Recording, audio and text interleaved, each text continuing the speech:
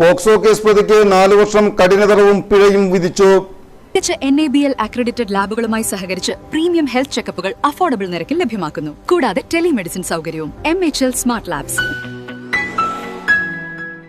വീടിനുള്ളിൽ അതിക്രമിച്ചു കയറി പ്രായപൂർത്തിയാകാത്ത പെൺകുട്ടിയെ ലൈംഗിക അതിക്രമം കാണിച്ച കേസിൽ പ്രതിക്ക് 4 വർഷം കഠിന തടവും 35,000 രൂപ പിഴയും ശിക്ഷ വിധിച്ചു. മേത്തല എൽത്തുരുത്ത് സ്വദേശി നെടുമ്പറമ്പിൽ വീട്ടിൽ 50 വയസ്സുള്ള വിനോദിനെയാണ് കൊടുങ്ങല്ലൂർ അതിവേഗ പ്രത്യേക പോക്സോ കോടതി ജഡ്ജി വി വിനീത ശിക്ഷ വിധിച്ചത്.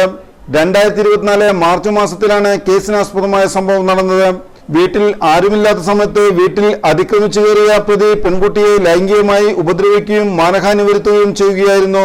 തുടർന്ന് കൊടുങ്ങല്ലൂർ പോലീസ് രജിസ്റ്റർ ചെയ്ത കേസിൽ sub inspector Sajini, grade SI Gopakumar എന്നിവർ ചേർന്ന് കേസന്വേഷണം നടത്തി കുറ്റപത്രം സമർപ്പിച്ചു.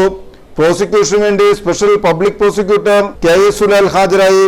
ലൈസൻസ് ഓഫീസർ ASI ഷീജ പ്രോസിക്യൂഷൻ നടപടികൾ ഏകീകരിച്ചു.